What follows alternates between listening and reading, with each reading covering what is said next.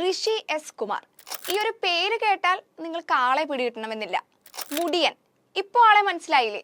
മലയാളി പ്രേക്ഷകരുടെ ഇഷ്ട പരമ്പര ഉപ്പുമുളകിലെ ഫ്രീക്കൻ താരമാണ് മുടിയൻ എന്ന ചെല്ലപ്പേരുള്ള ഋഷി എസ് കുമാർ. പേര് പോലെ തന്നെ കാട് പോലെയുള്ള മുടിയും വലിയ കണ്ണടയുമാണ് മുടിയന്റെ മെയിൻ അട്രാക്ഷൻ.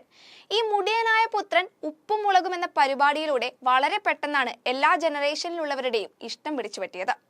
പ്രായമായവർ വരെ മുടിയന്റെ ഫാൻസ് ആണെങ്കിൽ ആള് ചില്ലറക്കാരനല്ല. D4 ഡാൻസിലൂടെ മിനി സ്ക്രീനിലേക്ക് എത്തിയ നടൻ നിലവിൽ ബിഗ് ബോസ് ഹൗസിലാണുള്ളത്. അതെ, ബിഗ് ബോസ് സീസൺ 6-ൽ. എപ്പോഴും പ്രേക്ഷകരെ ചിരിപ്പിക്കുന്ന ഈ മുടിയന്റെ റിയൽ ലൈഫ് അത്ര സന്തോഷമുള്ളതല്ല. ബിഗ് ബോസ് ലൈഫ് സ്റ്റോറി ടാസ്കിലാണ് ഋഷി തന്റെ ജീവിതകഥ വെളിപ്പെടുത്തുന്നത്.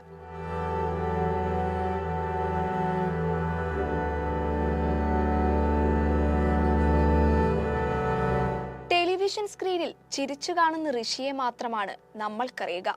ഏതൊരു ചിരിക്കു പുറകിലും സങ്കടമുണ്ടെന്ന് പറയുന്നത് പോലെ ഋഷിയുടെ ജീവിതവും അത്ര സുഖകരമായിരുന്നില്ല. 3 ആൺമക്കളിൽ ഒരാളാണ് ഋഷി. അമ്മയും അച്ഛനും ലവ് മാരേജ് ആയിരുന്നുവെങ്കിലും ജീവിതത്തിൽ ഈ സ്നേഹം ഉണ്ടായിരുന്നില്ല. മദ്യപാനിയായ അച്ഛന്റെ ഉപദ്രവവും വഴക്കും കണ്ടാണ് ഋഷിയും സഹോദരങ്ങളും വളർന്നത്.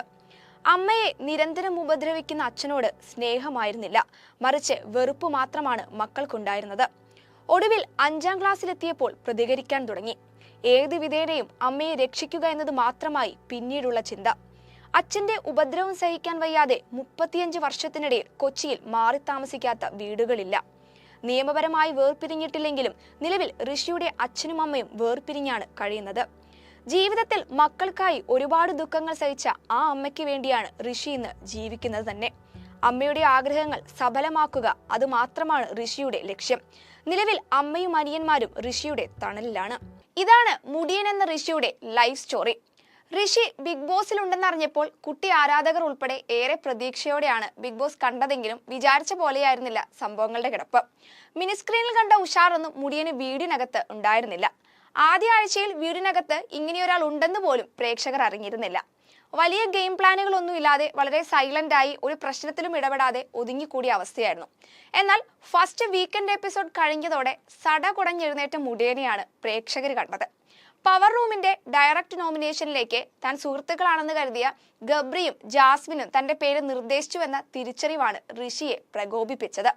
ജാസ്മിനേക്കാൾ ഗബ്രി തന്റെ പേര് നിർദ്ദേശിച്ചതിലുള്ള രോഷമാണ് അന്ന് ഋഷി ബിഗ് ബോസ് വീടിനുള്ളിൽ പ്രകടിപ്പിച്ചിരുന്നത്. പവർ റൂമിന്റെ ഡയറക്റ്റ് നോമിനേഷനിൽ ഇടം പിടിച്ചെങ്കിലും ഈ ആഴ്ചയിലെ നോമിനേഷൻ ലിസ്റ്റിൽ ഋഷിയുണ്ട്. അതിനുശേഷമായിരുന്നു ഋഷിയുടെ വൈകാരിക പ്രതികരണമുണ്ടായത്. ഗബ്രി തന്നെ പിന്നിൽ നിന്ന് കുത്തിയെന്നതാണ് പലവട്ടം ഋഷി പറഞ്ഞുകൊണ്ടിരിക്കുന്നത്. ക്ലോസ് ഫ്രണ്ടായി കണ്ട ഗബ്രി തനിക്കെതിരെ തിരിഞ്ഞപ്പോൾ കൈവിട്ടുപോയ അവസ്ഥയായിരുന്നു പിന്നീട് മുടിയന്റേത്. ഈ സംഭവത്തിന് പിന്നാലെ ഋഷിയുടെ ഉയർത്തെഴുന്നേൽപ്പിന് ഹൗസിനകത്തും പുറത്തും വലിയ പിന്തുണയാണ് ഇതിനോടകം ലഭിക്കുന്നത്. തന്നെ ബാധിക്കുന്ന കാര്യങ്ങളോട് അതിവൈകാരികമായി പ്രതികരിക്കുന്ന ആളാണെന്ന് മുഴുവൻ മത്സരാർത്ഥികളും ഇതിനോടകം മനസ്സിലാക്കി കഴിഞ്ഞു. തന്നെ ബാധിക്കുന്ന കാര്യങ്ങളോട് അതിവൈകാരികമായി പ്രതികരിക്കുന്ന ആളാണ് ഋഷിയെന്ന് മുഴുവൻ മത്സരാർത്ഥികളും ഇതിനോടകം മനസ്സിലാക്കി കഴിഞ്ഞു. അമ്മയുടെ ആഗ്രഹം പോലെ തന്നെ ഋഷിക്ക് 100 ദിവസം ബിഗ് ബോസ് വീടിനുള്ളിൽ നിൽക്കാൻ കഴിയട്ടെ എന്നാണ് പ്രേക്ഷകരും ഒരുപോലെ ആഗ്രഹിക്കുന്നത്.